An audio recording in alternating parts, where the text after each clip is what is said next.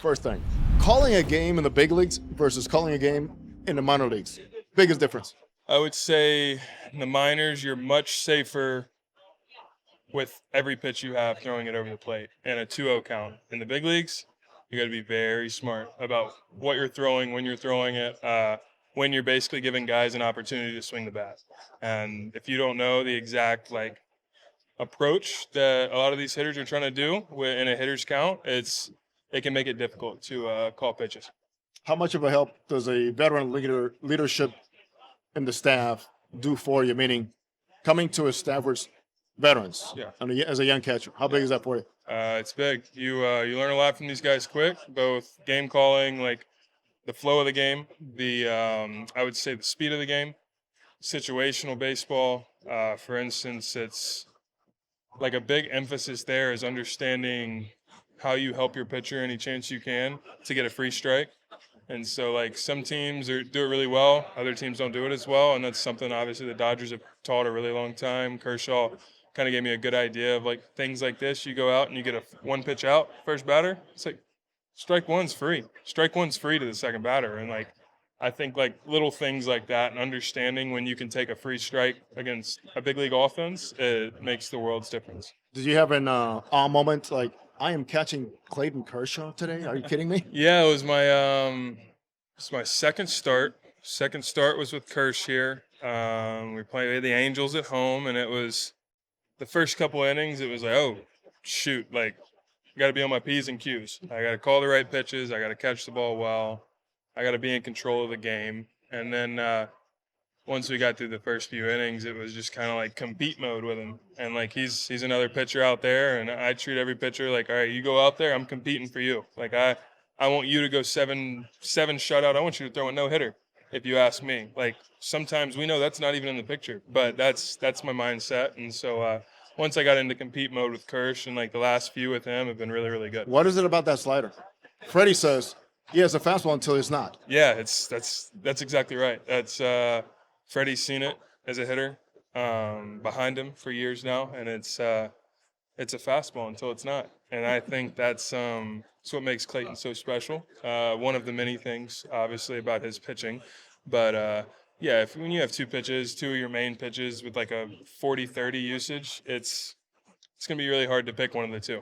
All right, so catching somebody who's 6'8", like a guy like Tyler Glasnow. Yeah. What is that like? Does it feel like he's coming out to shake your hand sometimes? It feels like he's handing me the baseball sometimes. He's throwing 100. It's everything's nasty.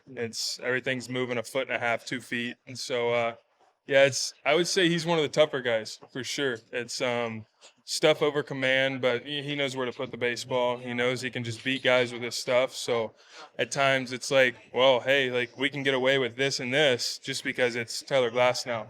You can't get away with those things with Clayton Kershaw sometimes of just saying, hey, I'm going to throw it right on the middle, try and hit it. But that's, once again, like that's what makes him unique. I think that's what makes Glasnow Glasnow. How about hitting a little bit? Hitting in the big leagues when you're not playing every single day.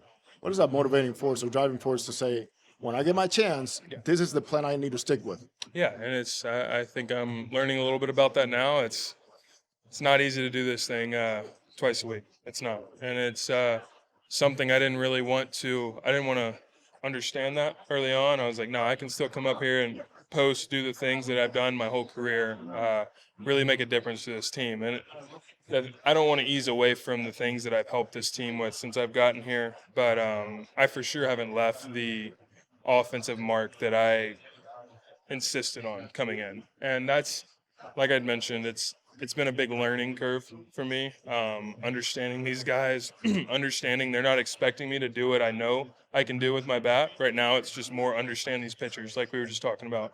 The better I know Yamamoto moving forward after this year, the bat's going to take care of itself. It's going to – everyday reps it's just you do the same thing in and out every single day. And if you have a good plan, you have success at this level of any sort, you're very capable of hitting in the big leagues. But when guys start to spiral and question whether they can have success up here, I think that's when it really, really gets under your skin and in your head. What is the best advice you've gotten from anybody in this ball club? Trust in my approach, especially in the role that I'm in. If I have a single approach, I'm a good enough baseball player, I can go out there and compete against whoever it is on the mound. whoever it is I'm calling a game against, just stick to my approach, have a game plan going into the game, and fully understand that I'm committing to one thing overall, and it's just winning the game. And I think personally, when I play the game that way, just to win, not for no numbers, not for a hit, not for 2 hits, not for 9 innings shutout, just to win the game in general. And I think that's when I play my best baseball. Mom, how important is she to you She's and everything. to make you who you are today? How much do you think about her as you're playing the game, because you're still playing a kid's game? Yeah, there's times it's like I know she's watching every single game, whether she's here, whether she's on the road watching the game, or whether she's at home. I know she's watching.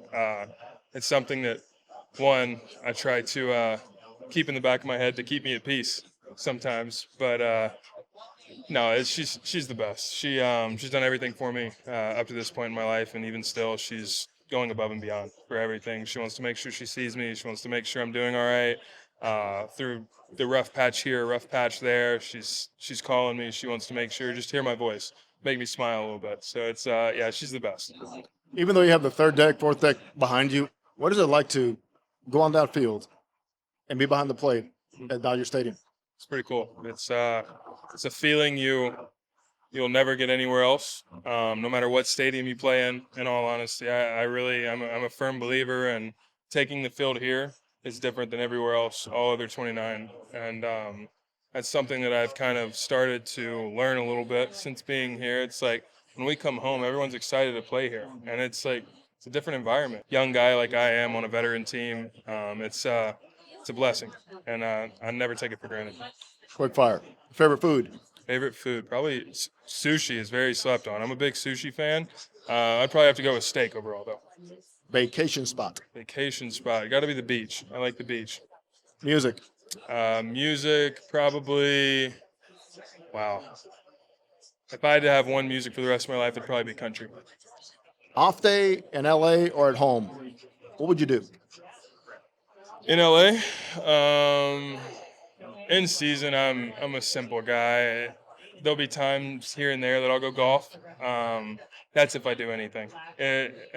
If I'm not golfing, I'm probably at home just chilling, just hanging out, trying to take advantage of the off day as much as possible. And lastly, piece of advice for young catchers transitioning, being flexible in the mentality as to if you're asked to play another position, what would you tell them? If you're going to be a catcher, go all in. It's understand the importance of the position, understand that this position itself can take you so far with no external talents, and understanding that you don't have to be a guy that can hit 300. You don't have to be a guy that can hit 40 home runs. You don't have to be a guy that can hit it all. And you can create a job for yourself based on, one, your love for just understanding the game of baseball, and two, just helping lead a team win. It teaches leadership better than any position, I think, in sports. They're up there with quarterback. And so, yeah, I think that's the biggest blessing that I've had in my life, is understanding the leadership skills and being able to mold with some of these pitchers, understand them better and better, and that's the best feeling on this earth, is understanding a pitcher. This guy's a leader. Arigato gozaimasu. Muchas gracias. Thank you. Thank you, guys. I appreciate you, Jose.